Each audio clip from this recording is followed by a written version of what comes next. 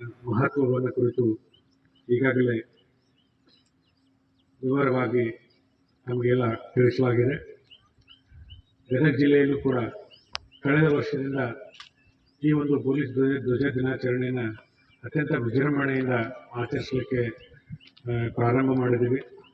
ಈ ಒಂದು ಏನು ವಿಶೇಷ ಆಚರಣೆಗೆ ಮೂಲ ಕಾರಣಕರ್ತರು ಮತ್ತು ಅದಕ್ಕೆ ಏನು ಆ ಒಂದು ಗೌರವಕ್ಕೆ ಹಾಜರಾಗಬೇಕಾದವರು ನಮ್ಮ ಅಡಿಷನಲ್ ಎಸ್ ಪಿ ಶ್ರೀಯುತ ಶಂಕರ್ ಮತ್ತು ಅವರ ಟೀಮ್, DRDSP ಇರ್ಬೋದು, RP ಇರ್ಬೋದು, ಮತ್ತೆಲ್ಲ ನಮ್ಮ ಸಿವಿಲ್ DSPs ಇರ್ಬೋದು, ಎಲ್ಲ ಆಫೀಸರ್ಸ್, ಅವರಿಗೆ ನಾನು ವಿಶೇಷವಾದ ಧನ್ಯವಾದಗಳನ್ನು ಸಲ್ಲಿಸಲಿಕ್ಕೆ ಇಷ್ಟಪಡ್ತೇನೆ.